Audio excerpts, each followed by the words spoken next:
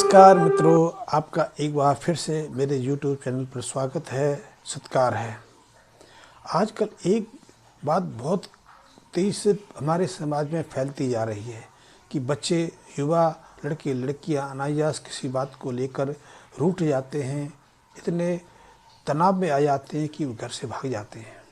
इनमें से ज़्यादातर लोग तो घर से भागने के बाद आते ही नहीं, या फिर उसके घर वाले, उसके माँ बाप कोई पुलिस कंप्लेन करें, ज़्यादा प्रयास करें तो वो मिल भी जाते हैं, फिर भी तनाव की स्थिति बनी रहती है। फिर भी देखने में आया है कि घर से भागे हुए युवक युवतियों में से सिर्फ 15% मिलते हैं, घर वापस लौटते हैं, और सामान्य स्थिति में तो घर लौटते ही नहीं।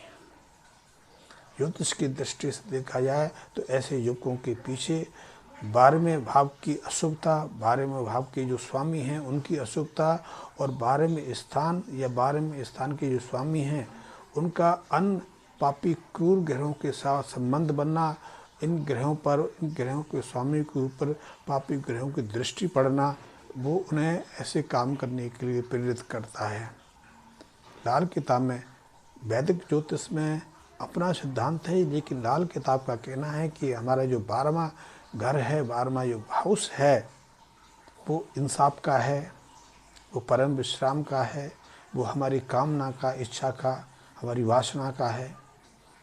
और यदि ये 12वां भाव अशुभता से ग्रसित हो जाए तो हमारी जो सोच विचार है उसमें एक कामुकता, एक आवेश पैदा कर देता है। फिर ये न्याय का नहीं रहता, फिर ये उग्रता का बन जाता है। ये विश्राम का नहीं रहता, फिर ये चलायमान, गतिमान रखने के लिए, भागने के लिए, निरंतर चलने के लिए प्रेरित कर देता है। और 12वां स्थान जो है बृहस्पति का, राहु का भाव है, क्योंकि इस 12वें भाव के बृहस्पति और राहु स्वामी भी हैं, और राहु तो इस 12वें स्थान के कारक भी हैं। ऐसे में यदि बृहस्पति और राहु दोनों 12वां स्थान, इनका संबंध किसी अशुभ ग्रह से बन जाए, इन पर मंगल शनि की दृष्टि पड़ जाए, संयोग बन जाए, इन पर प्रभाव पड़ जाए, तो निश्चित रूप से यदि ऐसे युवक युवतियों को समय रहते सचेत ना किया जाए, उनकी जो कुंठित बुद्धि है या उनके ऊपर वासना का आवेश है उसको ना रोका जाए, तो निश्चित समझिए ये घर से भाग के रहेंगे, घर से भाग हो के अलग हो जाएंगे। क्योंकि 12वें स्थान की जो अशुभता है वो हमारे भावना, हमारे विचार, हमारे दूसरों के प्रति आकर्षण के साथ जुड़ी है। आजकल ज़्यादातर घटनाएं भागने की होती हैं, उसके पीछे मुख्य कारण होता है प्रेम प्रसंग। पहले भी लोग भागते थे, लेकिन पहले भागने का एक अलग अर्थ होता था। वो संसार को से विरक्ति लेकर घर से छोड़ के भागते थे, फिर वो सतमार्ग की तरफ अग्रसर होते थे। लेकिन आज घर से भागने का एकमात्र उद्देश्य है कि वासना से प्रेरित होकर अपने शनि मंगल को खराब कर लेना, 12वें स्थान को अशुभता प्रदान करना, और 12 में जो आपके स्वामी हैं उनके साथ मेल बना लेना। क्योंकि जो वासना का जो रूप है वो प्रेम से शुरू होता है। वैसे आज प्रेम जैसी बात कोई है नहीं, क्योंकि प्रेम तो भाई भाई के बीच में रहता है। माँ बाप का हमारे प्रति प्रेम है, हमारा माँ बाप के प्रति प्रेम है, हमारा भाइयों के प्रति, बहन के प्रति, अपने परिवार के प्रति, अपने मित्रों के साथ, सब जगह प्रेम का संबंध रहता है। लेकिन आजकल हम प्रेम कहते हैं कि एक लड़का लड़की के प्रेम में पड़ जाए, एक औरत पुरुष के प्रेम में पड़ जाए।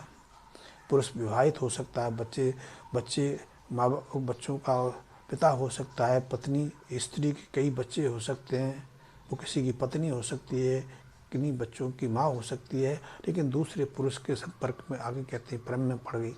ये वास्तव में प्रेम नहीं, ये वासना का रूप है, ये आवेश का रूप है।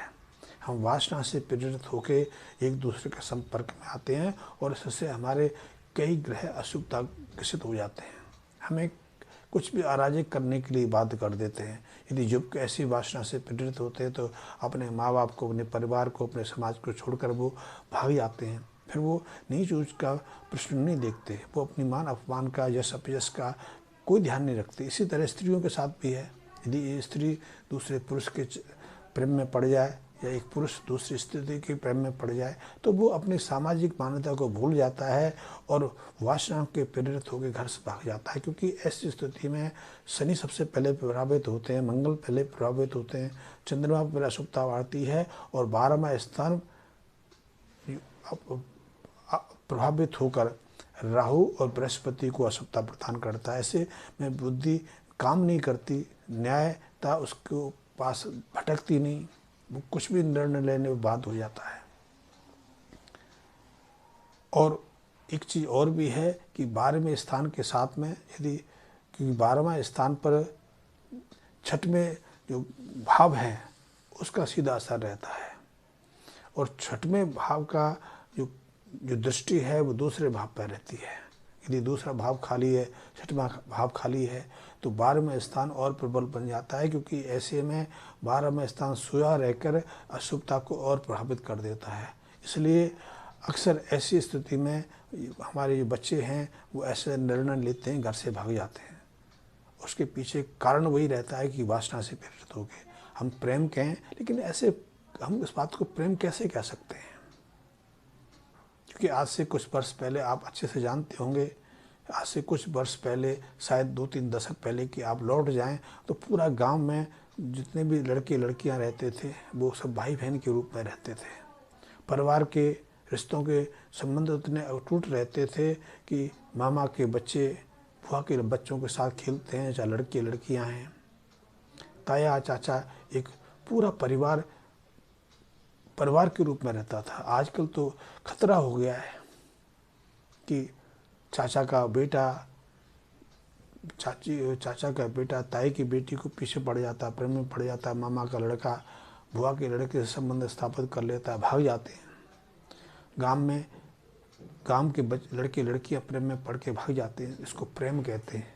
वास्तव में ये प्रेम नहीं, ये एक अलग सभ्यता से आया है। हमारी सभ्यता में तो इसको कोई स्थान ही नहीं है। हमारी सभ्यता में तो इसके लिए, ऐसे प्रेम के लिए कोई महत्व ही नहीं है। ये तो बना दिया गया, चाहे फैमिली आचरण हो या दूसरी सभ्यता से ये आयात किया हो। इसलिए आपने देखा होगा कुछ वर्ष पहले गांव में बारात आती थी तो वो जो दामाद था पूरे परिवार का दामाद होता था और वो जो लड़की जिसका विवाह होने वाला था वो पूरे गांव की लड़की होती थी। तो बारात का मान सम्मान भी उसी दृष्टि से होता था और उस बेटी की जो कन्यादान होता था, गांव के ज़्यादातर लोग उसमें अपना सहयोग देते थे। मैं ये बात पैसे की नहीं कर रहा, क्योंकि कन्यादान में हर आदमी से कोई ज़्यादा उम्मीद नहीं रखी जाती, लेकिन जो भी वो दे, रुपये 2 रुपये 5 रुपये दे, उसे सम्मान पूर्वक, उसे आशीर्वाद के रूप में ग्रहण करके उस बेटी को दिया जाता था। लेकिन आजकल तो ऐसी स्थिति देखने में नहीं आती, क्योंकि परिवार में चाचा ताए मामा बुआ इन्हीं के बच्चे आपस में प्रेम में पड़ रहे हैं, भाग रहे हैं। तो ऐसे में यदि हमें अपने बच्चों में ऐसे लक्षण दिखाई दें, वासनापूर्ण संबंधों में बध रहे हों, या फिर आपने जन्म कुंडली का अवलोकन किसी से कराया हो और बताता हो कि इनका 12वां स्थान एक्टिव है, सक्रिय है, 12वें स्थान पर अशुभता है, अशुभ प्रभाव है, या फिर 12वें स्थान के स्वामी का संबंध अशुभ ग्रहों के साथ बन रहा है, तो सावधान हो जाइए, सचेत हो जाइए कि आपके घर में ऐसी घटना हो सकती है। मेरे पास ऐसे कई मामले आते रहते हैं कि बच्चे भाग जाते हैं, लड़कियां भाग जाती हैं, 2-2, 3-3, 4-4 महीने पता ही नहीं लगता। बहुतों को तो पता ही नहीं लगता। पुलिस रिपोर्ट देखकर, ये अखबारों में देखकर, बहुत कुछ जानकारी लेकर और माँ बाप थक जाते हैं, तो फिर अंततः वो औरों को भी दिखाते होंगे। मैं तो शुरुआत भी नहीं हूँ कि सभी मेरे पास ही आते हों, लेकिन मैं देखता हूँ कि उनका 12वां जो भाव है बहुत एक्टिव रहता है। तो ऐसे में यदि उनको समय रहते कुछ उपचार करा दिए जाएँ, उपाय करा दिए जाएँ, तो ऐसे बच्चों को घर से भागने से रोका जा सकता है, उनकी मनस्य स्थिति को बदला जा सकता है। ऐसे में सबसे पहले तो क्या है कि जब भी ऐसी ग्रह स्थिति किसी की जन्म कुंडली में देखने को मिले तो सबसे पहले उन 43 दिन तक किसी धर्म स्थान पर जाकर चांदी से बेलपत्र बनवाकर, बेलपत्र की आकृति चांदी से निर्मित करा के उन पत्तियों को या तो उस बच्चे के हाथ से या बच्चे के माँ बाप के हाथ से समर्पित कराना चाहिए, या फिर जल प्रभावित करना चाहिए। ऐसा करने से जो 12वें स्थान की अशुभता है शांत पड़ती है, बच्चों के जो मनोवेग हैं, जो भाव हैं, उनमें परिवर्तन आता है। वो सौम्यता दिखाने लगते हैं, उनकी सौम्यता, उनकी उग्रता सौम्यता में बदलने लगती है। तो ये करना चाहिए। दूसरा, 27 दिन तक लगातार ऐसे माँ बाप को, ऐसे बच्चों को तो 8 मीठी रोटियां बनाकर या 12 मीठी रोटियां बनाकर उन्हें कुत्तों को खिलाना चाहिए, कौओं को खिलाना चाहिए। कि इससे जो मंगल की अशुभता 12वें स्थान पर पैदा हो रही थी, या 12वें स्थान के स्वामी के साथ उनका मेल बन रहा था, उनकी उग्रता शांत होती है, वो विवेकपूर्ण सोचने पर बाध्य हो जाते हैं। ये उपाय करना चाहिए। तीसरा, ये भी बहुत महत्वपूर्ण उपाय है, या तो केसर की गांठ लेकर शमशान भूमि में दबाना चाहिए। वैसे तो लाल किताब में एक और उपाय भी है। वो उपाय ये है कि यदि किसी की मानसिक स्थिति उग्र हो रही हो, वो विवेकपूर्ण सोचने के लिए बढ़ नहीं रहा हो, घर परिवार समाज उससे दुखी होने लगा हो, वो पागलों जैसी हरकत करने लगा हो, तो ऐसे व्यक्ति को जेल की रोटियां खानी चाहिए। जेल की रोटियों के कई मतलब होते हैं, लेकिन उसके बाद उसकी उग्रता शांत हो जाती है, उसका व्यवहारिक जो व्यवहार है वो सामाजिक बन जाता है। तो एक उपाय ये बताया गया है, लेकिन आज के समय जेल की रोटियां सहजता से उपलब्ध नहीं होती, वैसे उपलब्ध हो भी सकती हैं। तो उसकी जगह दूसरा उपाय है कि केसर की गांठ या तो शमशान भूमि में दबाई जाए, या फिर किसी वीरान स्थल पर इसको दबाया जाए।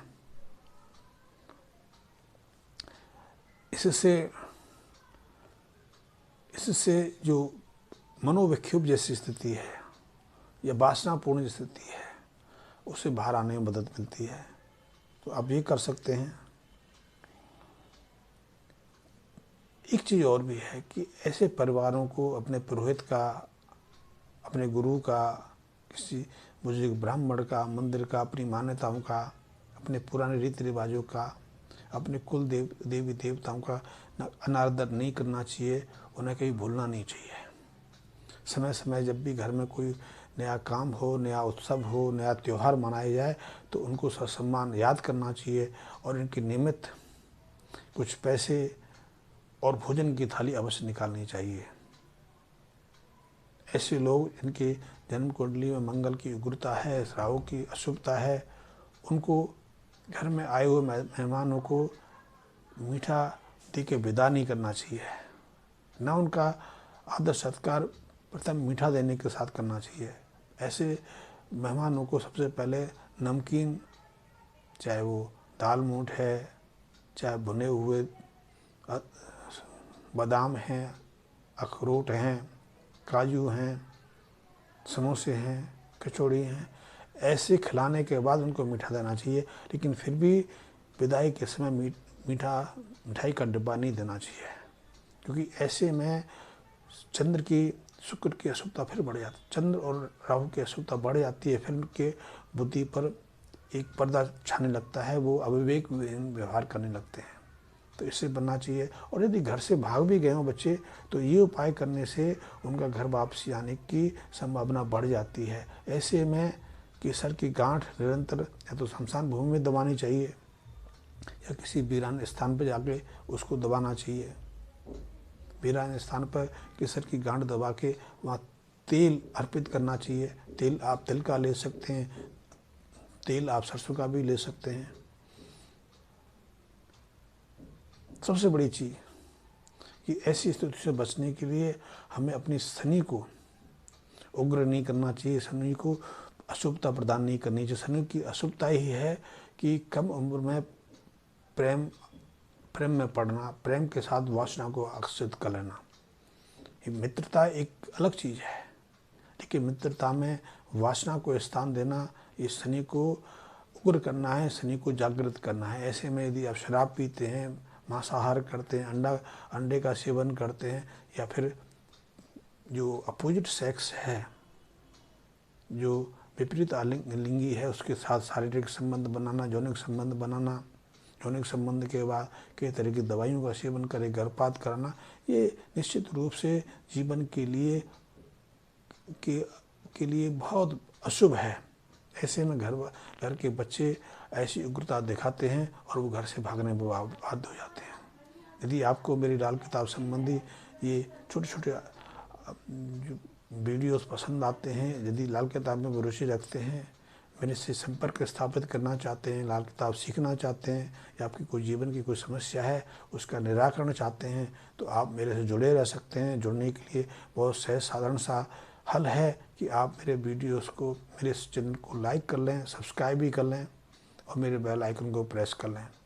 धन्यवाद मित्रों।